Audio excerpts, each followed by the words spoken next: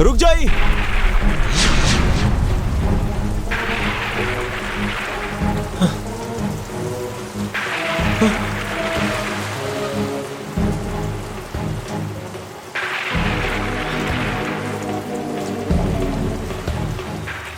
का भइल? ई लड़की के बा? का हम कोनो सपना देखा था? नहीं पता नहीं का होखत बा हमारे साथ। का बात है साहब? रूपचंदू कुछ हो ना।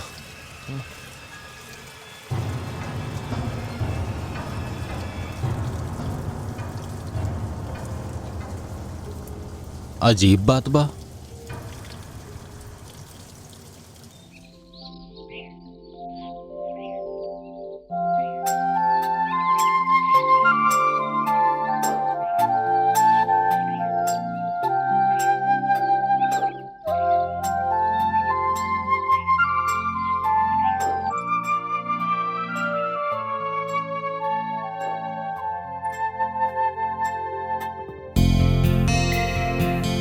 साहब जी उठी। साहब जी बिहान हो गइल बा, चाय पी ली। उठी साहब जी, रउआ कब तक सोइब? देखी सूरज सर पे आ गइल बड़े। ली चाय पी ली। चली चाय पी ली। हम फिर से इधर कैसे आ गई? नहीं रउआ कल रात से ही एजे बानी। तू के बाड़ू तू और काहे हमके परेशान करत बाड़ू? साहब जी बाकी बातें बाद में हो जाए, पहले चाय पी ली। अरे ना चाहिए तो हाथ चाय। हाँ,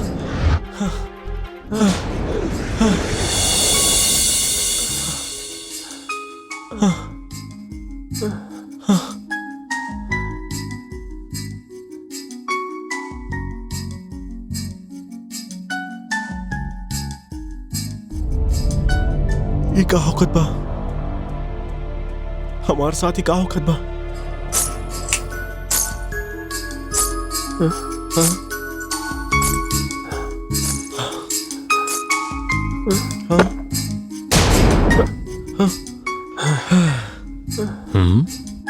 अरे चाय की कप टूट गई। अरे रे रे साहब ई का कर दीनी रउआ? ई चाय हम रउआ खाते ले आयल रहनी आ रउआ कब तोड़ दीनी? I am sorry. होला साहब होला। एगो बात कही साहब, रउआ दिल के बड़ा कमजोर इंसान है। रउआ अकेले ना घर से बाहर मत निकलल करी। अरे नहीं रूपचंद, ऐसा कोनो बात नहीं खे। हम कहानी ना आई एम सॉरी। तोहार जौन नुकसान भइल बा हम भर देब। ठीक बा साहब ठीक बा, हम दोसर चाय रउआ खातिर बना के ले आओ तनी। नहीं तो ये सब छोड़ा और चला हमारे साथ। कहाँ साहब? वहां जहां से हम ई बंगले के पता लेके आयल रहनी।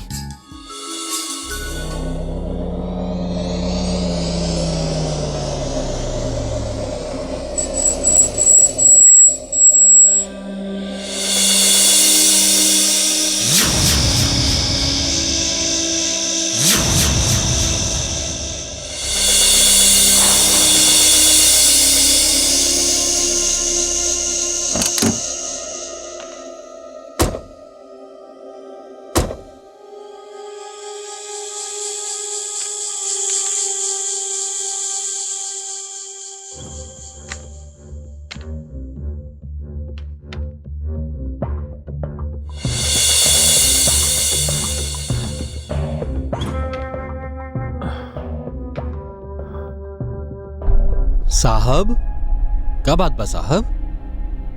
रूपचंद एजा पे एक झोपड़ा रहे, कहाँ गए लू? साहब रउआ के ठीक से याद बा कि यह जगह है?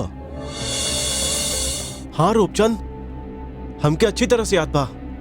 रात के जब हम यहाँ पे आई नहीं तो बरसात होखत रहे और वो देखा। रूपचंद ये देखा हमार गाड़ी के टायर के निशान। अब तो माना ताड़ा ना कि हम यहाँ आइल रानी और यहाँ झोपड़ी रहे। साहब हाँ? साहब एक काम करी, रउआ चली यहाँ से। का भइल रूपचंद? अरे साहब चली का भइल? अरे सुनी तो, सुनी रूपचंद। अरे रुकी, चली रूपचंद चली यहाँ से, चली निकली यहाँ से, जल्दी निकली निकली जल्दी।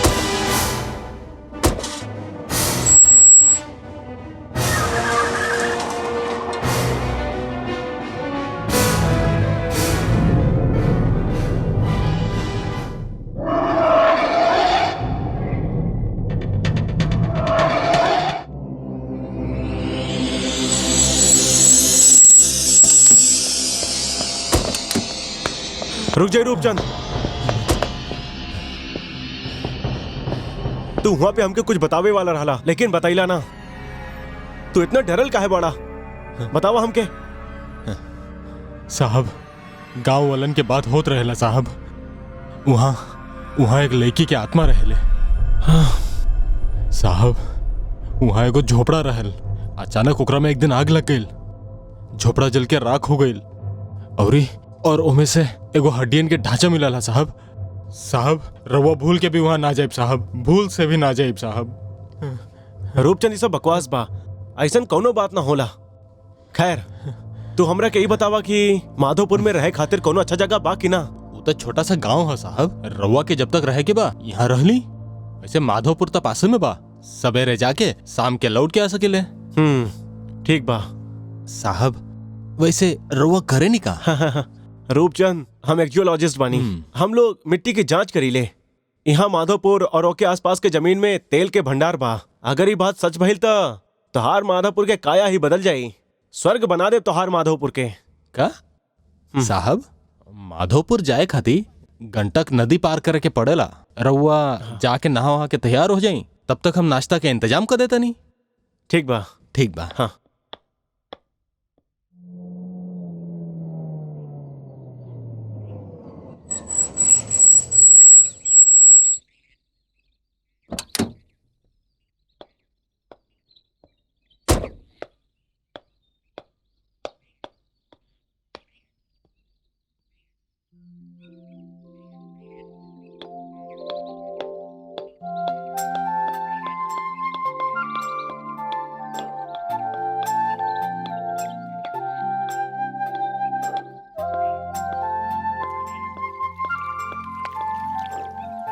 सुनी, तो हमरा के माधोपुर ले जेबू?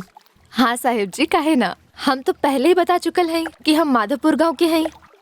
हमके बता चुकल बाड़ू? रहुआ बोलले रहली ना कि हमरा के माधोपुर जाए के बा।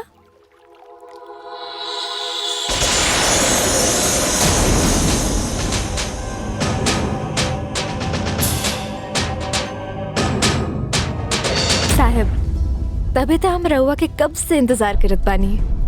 तू के बाड़ू तू? साहेब पहले नदी तो पार कर ले, फिर आराम से बातें करब। ना, हमका तोहार साथे ना जाइब बा, हम तोहार साथ ना जाइब। बाबूजी, हम कहानी नाम तोहार साथ ना जाइब। बाबूजी रुकी, बाबूजी सुनी तो सही।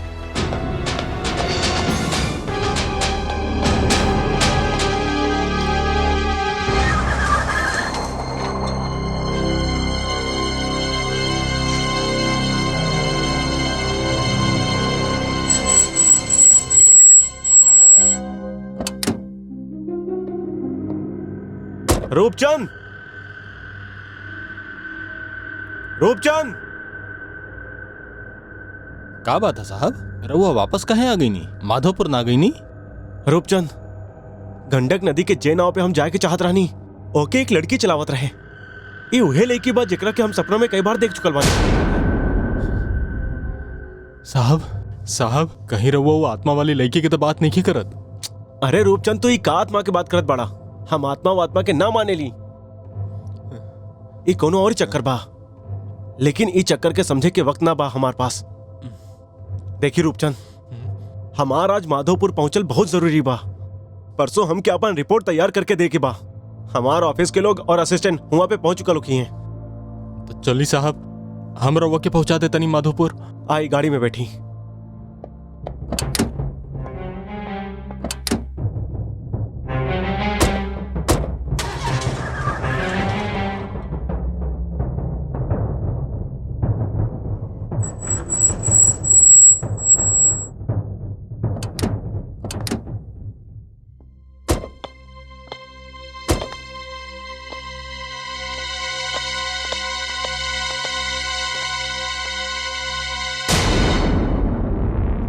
साहब यहाँ तो केहू नहीं खे। वो लड़के यहीं कहीं हुई। तू आवा, हम तोरा के दिखाओ तानी। चल नहीं साहब।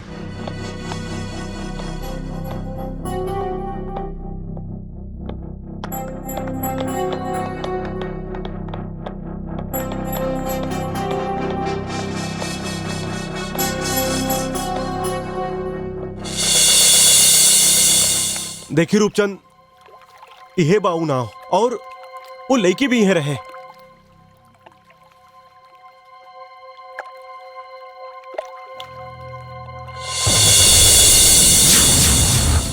कहाँ जाए के बा साहब? हमके माधोपुर जाके बा। चलिए हम रउआ के नदी के ऊपार ले चलब। सुनी भैया, कुछ देर पहले ही नाव के एगो लड़की चलावत रहे ना। लड़की? साहब एजा तो कोनो लड़की ना रहे। कितना साल से नाव के हमें चलावत बानी। आई साहब, हम ले चलत बानी। आई बैठी। चलो रूपचंद।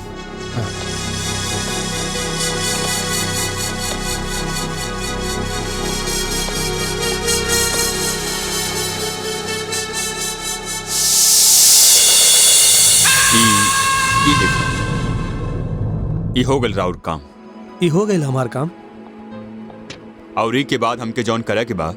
हाँ देख लो ठीक से। हाँ लावा। हलावा कोनो दिक्कत बुझाई तो हमरा कह दिया। यही जगह पे अपन काम करे के बा। जी सर। ठीक बा। जैसे सर आ जाए हम। सर आ गए। अच्छा अच्छा। हेलो सर। हेलो भार्गव। कहाँ रह गई लन? हम कब से रहुआ के इंतजार करत बानी।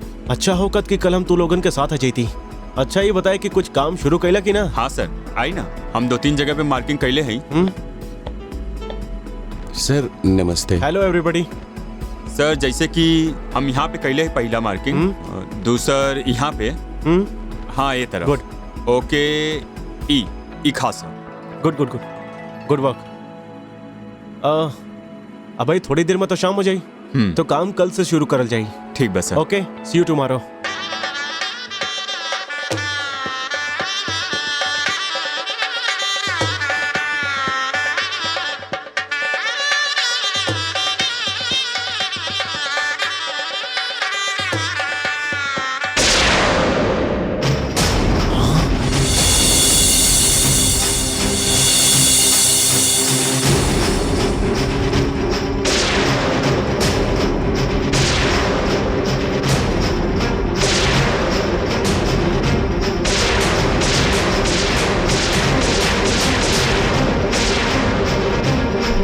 हमार घर हा, हम इहे रहिले। रउआ कल रात से ही एजे बानी। साहब, तभी तो हम रउआ के कब से इंतजार करत बानी।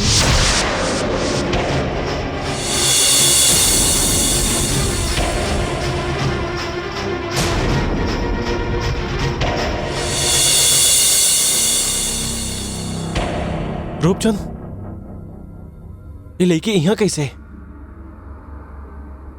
का भइल साहब? का बात बा? रूपचंद ये हुए लड़की बा जेकरा के हम 2-3 दिन से देखत बानी।